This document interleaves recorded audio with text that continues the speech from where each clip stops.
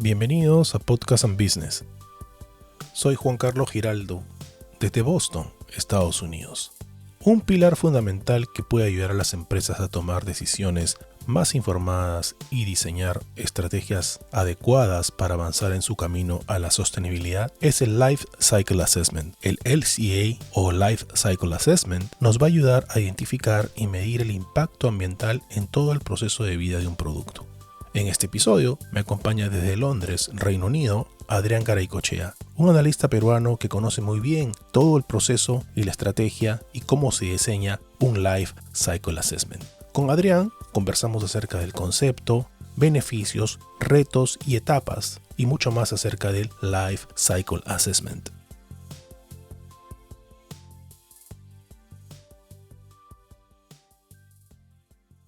Hola Adrián, ¿cómo estás? Es un placer tenerte como invitado a mi podcast. ¿Cómo te va?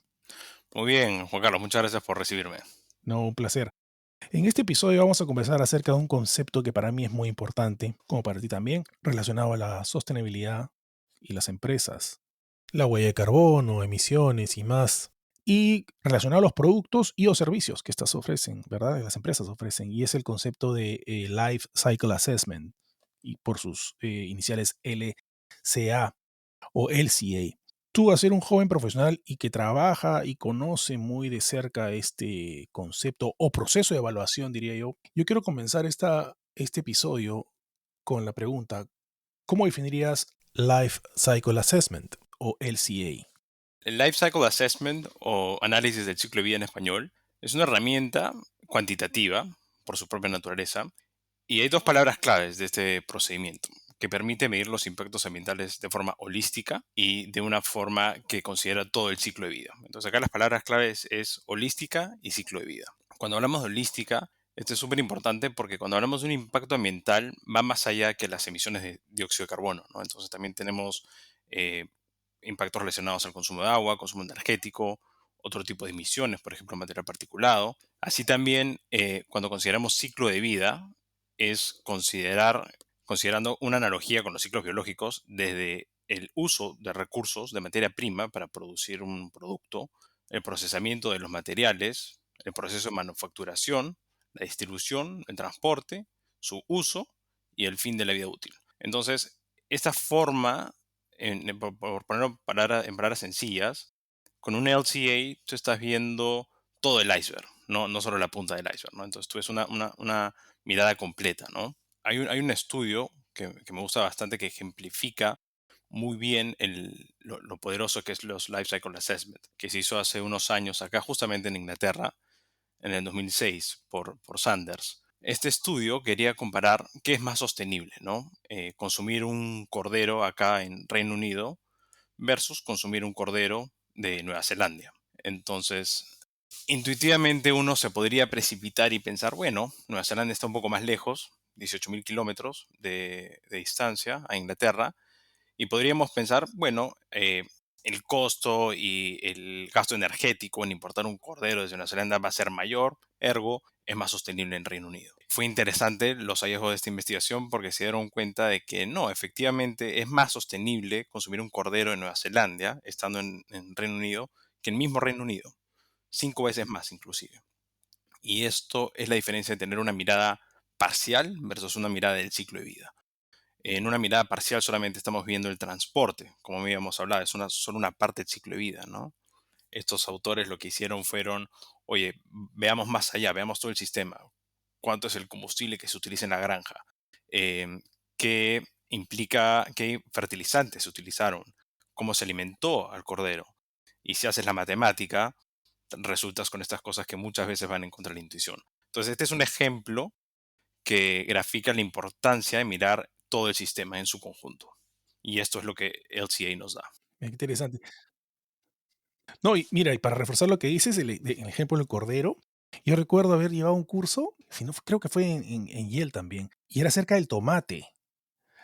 El tomate que llega, por ejemplo, de otras costas a, por ejemplo, a Boston, es, es impresionante también. El mismo resultado se da en lo que tú mencionas, vamos a ver la alternativa del tomate con el cordero. Bien, bien interesante.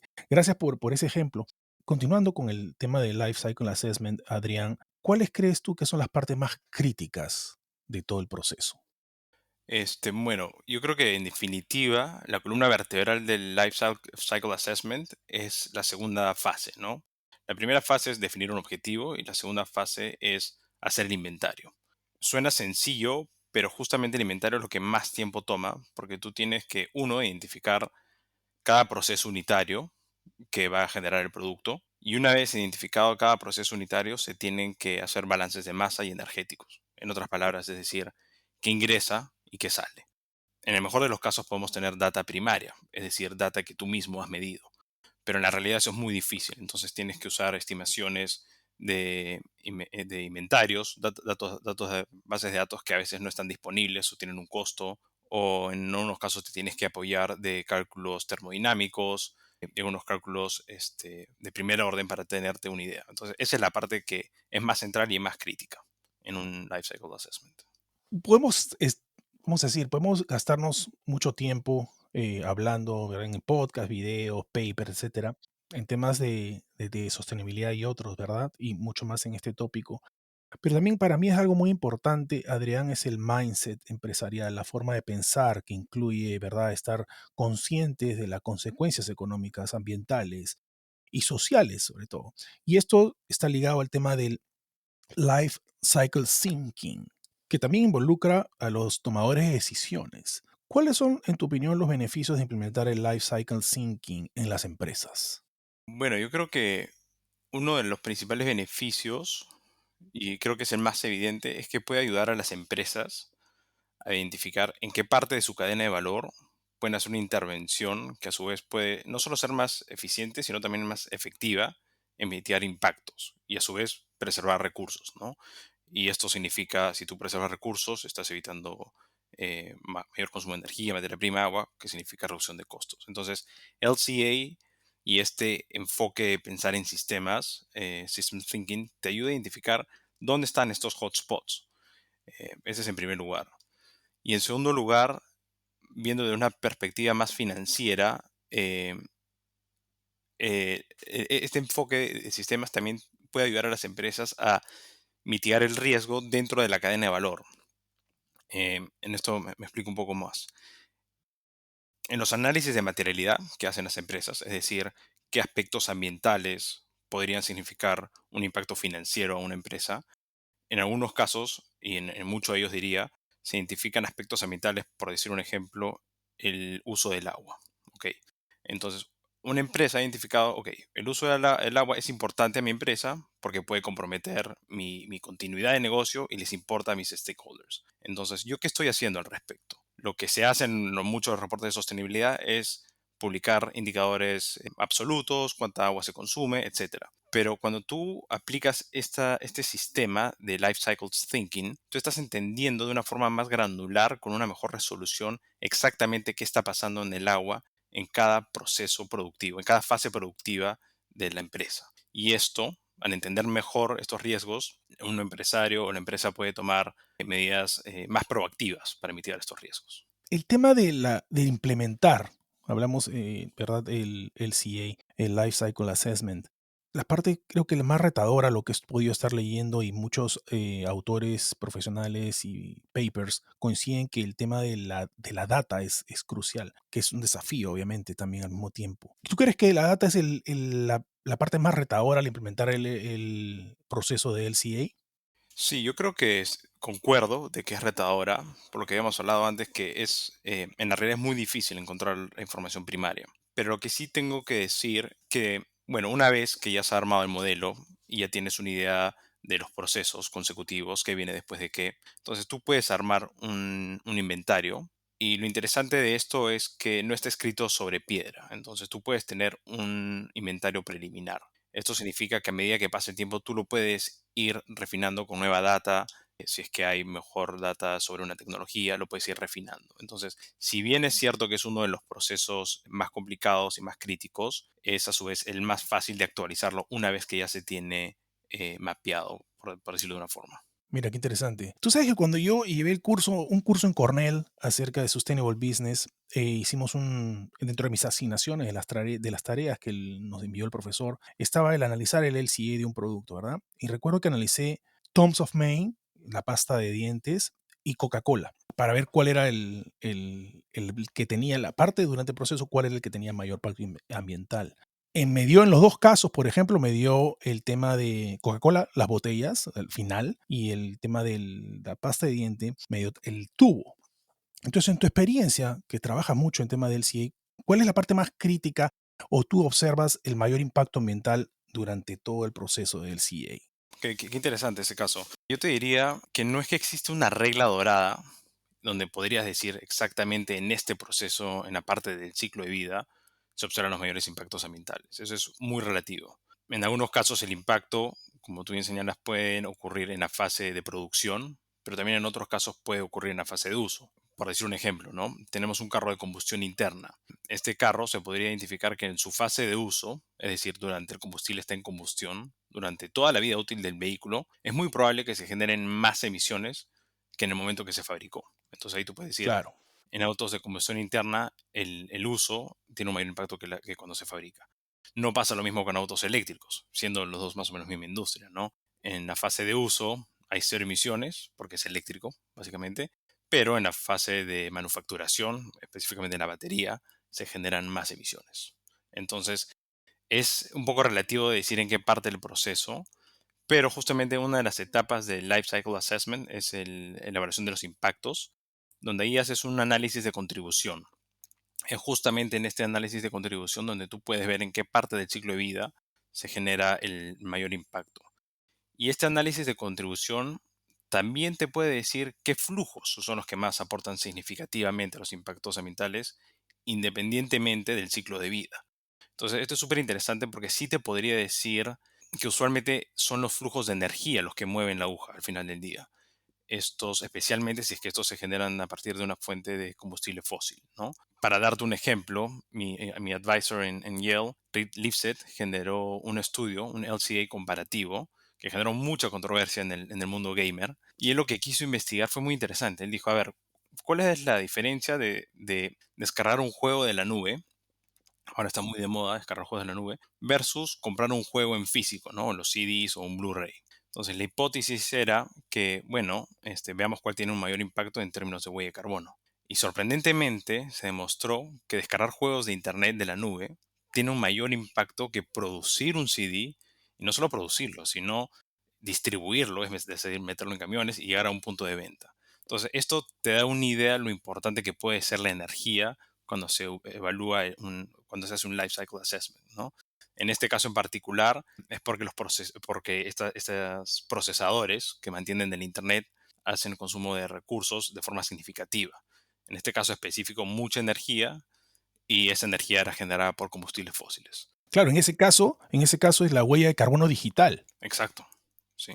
Es enorme, es enorme, es quizá mucho más de la que comparado, como tú mencionas, de ir a la tienda a comprar el Blu-ray físico. Exacto. Es Y el, enorme, y el hecho que no sea tan tangible, porque es la forma como no lo nuestro percibimos. cerebro, sí, no, lo percibimos como que, si no lo veo, entonces no hay impacto, ¿no? Pero eso es lo poderoso de los Life Cycle Assessments, que te da justamente este tipo de respuestas. Interesante. Volviendo al tema de Coca-Cola y de Tom's of Maine, recuerdo que a mí me dieron los dos, por ejemplo, el agua en primera Ujú, instancia, que vendría a ser en Coca-Cola vendría a ser el raw material, ¿verdad? claro. El agua. En mi opinión, yo no soy experto. Y los dos me dieron el tema de disposal, o sea, el waste, Ujú, el plástico. Que lo cual es entendible porque son productos de, vamos a decir, de consumo masivo. Y la Coca-Cola, obviamente, Coca-Cola usa su primer ingrediente o material para producción es el agua. Y el plástico, que obviamente siempre está muy crítico, el tema del reciclaje y todo eso. Ahora, hablemos un poco de la compañía donde estás trabajando que se llama Ascent Elements, que sus headquarters está acá en Massachusetts. Y hay un estudio muy interesante que es el camino a la descarbonización, que está ligado obviamente al tema de LCA. Y la empresa tiene como objetivo reducir el 90% de la huella de carbono del material de las baterías de los vehículos eléctricos para el año 2030. A mí me pareció interesante, lo leí, son 12 páginas en el PDF, en el reporte. Me llamó mucho la atención porque habían sido, aplicando el LCA, habían sido mucho más eficientes, por lo tanto productivos, y también reducieron mucho las etapas en los procesos. ¿Podrías elaborar un poquito más cuál fue tu experiencia al desarrollar este paper? Muy bueno, por cierto, que habla acerca de cátodos con el hidrocátodos, un brand bien interesante ahí. Bueno, sí, para poner un poco en contexto, Ascend Elements lo que hace básicamente es un modelo de negocio donde utilizamos baterías de vehículos que ya cumplieron su ciclo de vida, baterías de autos eléctricos.